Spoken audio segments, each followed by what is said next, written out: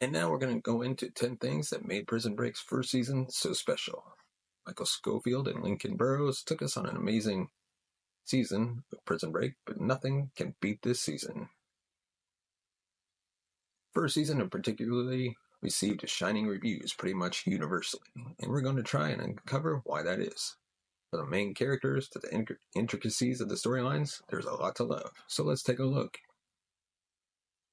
Starting off with Link's ticking time bomb. We all knew that Lincoln Burrows was something of a ticking time bomb in the first season, to the point where many of us just didn't know whether or not he was going to be able to avoid the chair.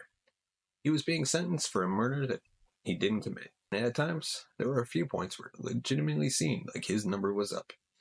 It was tense television to watch at the best of times, and at the worst of time, we all legitimately felt very attached to the story.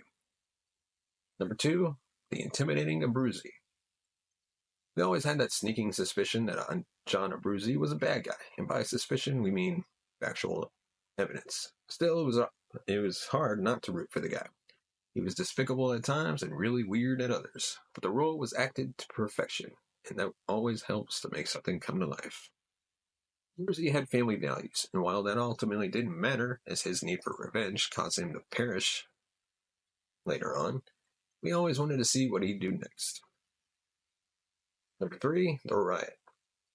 Fans of the show could probably tell that a riot was just moments away from breaking out at quite literally any moment, and eventually that came to fruition, courtesy of Michael's desire to get his plot moving even free.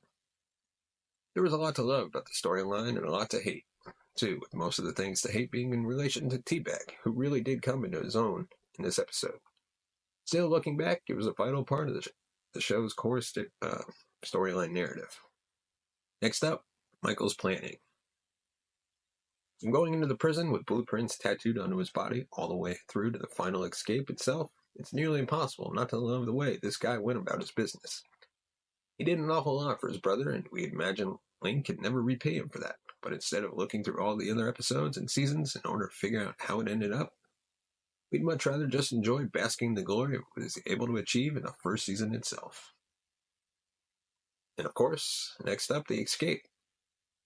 The entire episode to round off the season where they wound up escaping was nothing short of remarkable. The drama was at a whole other level, and while some may argue was a bit unrealistic, we absolutely adored it. The pressure of not knowing whether escape would actually be pulled off was great, even though, again, you could argue it was obvious the entire time that they'd get out. Suspense is what makes great television more often than not. That was certainly the case here for Prison Break. Of course, now we have T-Bag's rise to prominence. Theodore T-Bag Bagwell was not a nice man, but the bizarre charm of his character ensured that we would continue to track his every move in the show with a great deal of intrigue. That might not have been the best idea in the eyes of the masses, but it wasn't really the point. Every truly good story needs a wonderful bad guy, and boy oh boy was he a wonderful bad guy. Everything he stood for was detestable, and whenever he was put into place, it was a great time to be alive. Next up, Bellick at his best. Brad Bellick became a shadow of himself as the series went on. During season 1, you could make an argument that he was the main villain alongside the likes of T-Bag. He attempted to thwart Michael at every single turn, and more often than not, he actually succeeded.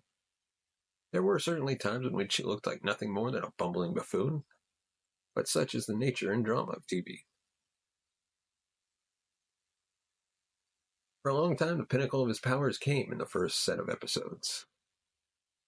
Next up, revealing the company.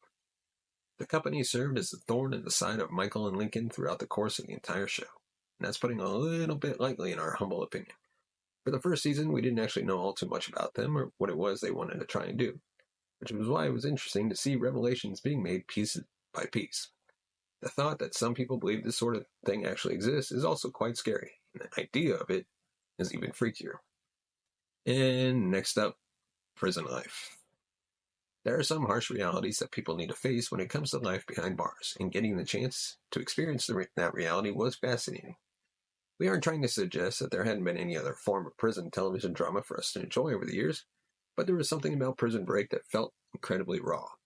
The experiences of all the characters made us yearn for more. The first season continued to throw up surprises, as well as a few out there storylines.